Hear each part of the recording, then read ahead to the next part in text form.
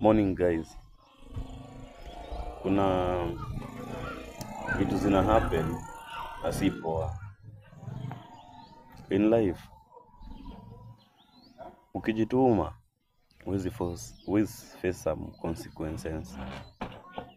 Like unaona issue ya Shalkido, Gengeton artist.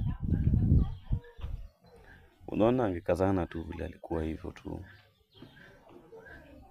vile alianza tu kukazana hivyo, ange maintain, haingemfikisha hapo. Kitu yenye najaribu kumaanisha, hata ukue kwa shida aje, usiombe msaidizi kwa msee ati akusaidie na hii maisha vile iko saa hivi. Saa kila mtu ameiva cult, kila mtu anatoa kafara. Usione mtu akona do au kuna nini. Hapana, hiyo do hujua vile amepata. So kitu yenye iko ni strive on your own. Sawa, usingoje mtu akuja kusaidia tu, usitishe usaidizi. Sawa, juu the more unaitisha usaidizi kwao, the more anapata chance ya kutoa kafara. So you just suffer on your own. Usitafute usaidizi kwa msee. Watu watakudanganya, alafu the last time watakumisuse, alafu utapandwa kama hili. Sawa, so any youth man, kijana tu, wewe piga mboka yako, usitake usaidizi.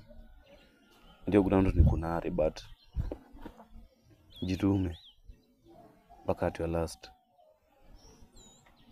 Shalkido angeomba usaidizi kwa wasee, sasa bado angekuwa. Aliona yeye maisha yake imefika mwisho, sijui nini, yako mahali pabaya sana, kafika mwisho. Walai si wewe peke yako unaishi hivyo. Sasa ukiingia kwa background ya mautu wengi sasa hivi, wengi wanasafa, wana struggle na hii maisha. But utasikia hata wakiongelea kitu yote about wako. Hapana, wewe struggle na yako, ikifika imefika. Usijengee mtu siku, usijengee mtu maisha yake through life yako. Hapana. Sawa, so wewe boy jitume tu. Kitu nisa kushoto, jitume. Kismart jo, wenye wanajituma. Know you, mustahili kuambiwa wewe ni nani. Sawa.